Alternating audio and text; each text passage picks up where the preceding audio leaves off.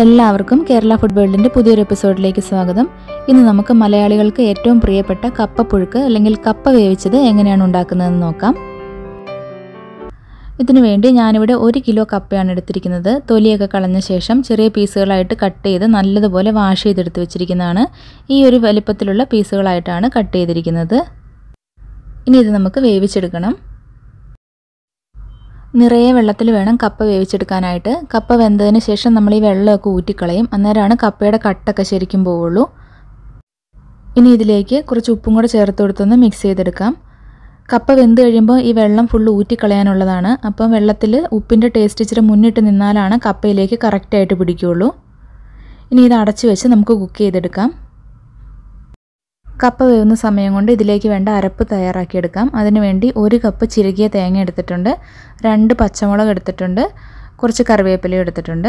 ഇനി ഇതിലേക്ക് 1/2 ടീസ്പൂൺ മഞ്ഞൾപ്പൊടിയും കൂടെ ചേർത്ത് കൊടുക്കാം.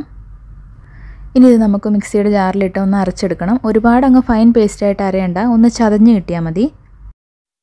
മിക്സിയുടെ ജാറിലേക്ക് കറിവേപ്പില ഇട്ട് കൊടുത്തിട്ടുണ്ട്. പച്ചമുളകൊക്കെ ചെറിയ കഷ്ണങ്ങളായിട്ടൊന്ന് മുറിച്ചിട്ട് കൊടുക്കാം. തേങ്ങയും മഞ്ഞൾപ്പൊടിയും കൂടെ ചേർത്ത് കൊടുക്കാം. എന്നിട്ടൊന്ന് അരച്ചെടുക്കാം.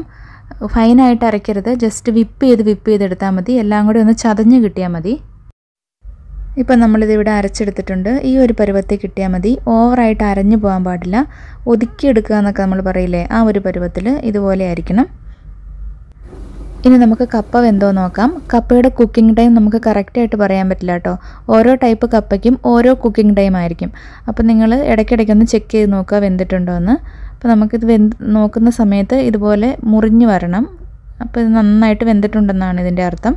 ഇനി നമുക്കിതിൻ്റെ വെള്ളമെല്ലാം ഊറ്റിക്കളഞ്ഞൊന്ന് ഡ്രെയിൻ ചെയ്തെടുക്കാം. അപ്പോൾ ഇതിവിടെ ഡ്രെയിൻ ചെയ്തെടുത്തിട്ടുണ്ട്. നമുക്ക് കപ്പ വേവിച്ച സെയിം പാത്രത്തിലേക്ക് തന്നെ ഇട്ട് കൊടുക്കാം.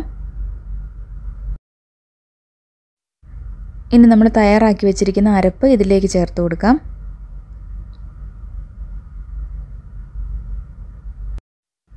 ഇനി മിക്സിയുടെ ജാറിൽ കുറച്ച് വെള്ളം ഒഴിച്ചിട്ട് കഴുകി ആ വെള്ളവും കൂടി ഇതിനകത്തേക്ക് ചേർത്ത് കൊടുക്കാം.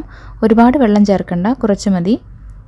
ഇനി ഈ അരപ്പൊക്കെ നല്ലപോലെ ചൂടായി പച്ചച്ചോവയൊക്കെ ഒന്ന് മാറി വരണം. അതിന് വേണ്ടി നമുക്കിത് അടച്ച് വെച്ച് കുക്ക് ചെയ്യാം. തീ ഏറ്റവും ലോ ഫ്ലെയിമിൽ വെക്കണം. നമ്മളിതിനകത്ത് വളരെ കുറച്ച് വെള്ളം ചേർത്തിട്ടുള്ളൂ. അപ്പോൾ ഹൈ ഫ്ലെയിമിൽ വെച്ചിട്ടുണ്ടെങ്കിൽ അടിയിൽ പിടിക്കും. ഇതിൻ്റെ പച്ചച്ചോവയൊക്കെ ഒന്ന് മാറി വരുന്നവരെ ഒരു 4-5 മിനിറ്റ് ഒന്ന് ചൂടാക്കി എടുത്താൽ മതി. ഇപ്പോൾ 4 മിനിറ്റ് കഴിഞ്ഞിട്ടുണ്ട് കേട്ടോ. അരപ്പൊക്കെ നല്ലതുപോലെ ചൂടായിട്ടുണ്ട്. ഇതിൻ്റെ പച്ചമണമൊക്കെ മാറിയിട്ടുണ്ട്. ഇതിൻ്റെ വെള്ളം വറ്റിയിട്ടുണ്ടോ എന്ന് നമുക്ക് നോക്കാം. ഇതിനകത്ത് ചേർത്തിരിക്കുന്ന വെള്ളമെല്ലാം വറ്റി വന്നിട്ടുണ്ട്. ഇനി നമുക്കിത് അടുപ്പിൽ നിന്ന് മാറ്റാം. അതിനുശേഷം നല്ലതുപോലെ ഇളക്കി യോജിപ്പിച്ചെടുക്കണം. അരപ്പൊക്കെ കപ്പയുടെ എല്ലാ ഭാഗത്തും എത്തണം. അപ്പോൾ നല്ലതുപോലെ മിക്സ് ചെയ്തെടുക്കണം. ഇനി ഈ കപ്പയൊക്കെ ഒന്ന് ഉടഞ്ഞ് കിട്ടുന്നതിനായിട്ട് തവിയുടെ ബാക്ക് സൈഡ് കൊണ്ട് ഇങ്ങനെ ഒന്ന് കുത്തി കൊടുക്കുക. അപ്പോൾ നല്ല ഉടഞ്ഞ് നല്ല മിക്സായിട്ട് കിട്ടും. ഒരുപാട് അങ്ങ് ഉടച്ച് കളയരുത്. ഇടയ്ക്കിടയ്ക്ക് ചെറിയ പീസുകളൊക്കെ ഉണ്ടാവണം. എന്നിട്ട് നല്ലതുപോലെ മിക്സ് ചെയ്തെടുക്കാം. ഈ സമയത്ത് ഉപ്പ് നോക്കിയിട്ട് ഉപ്പ് കുറവാണെന്ന് തോന്നുകയാണെങ്കിൽ മാത്രം കുറച്ച് ഉപ്പും കൂടെ ചേർത്ത് കൊടുത്ത് മിക്സ് ചെയ്തെടുക്കാവുന്നതാണ്. അപ്പോൾ നമ്മുടെ കപ്പപ്പുഴുക്ക് ഇവിടെ റെഡി ആയിട്ടുണ്ട്. നമുക്കൊരു സെർവിങ് പ്ലേറ്റിലേക്ക് മാറ്റാം.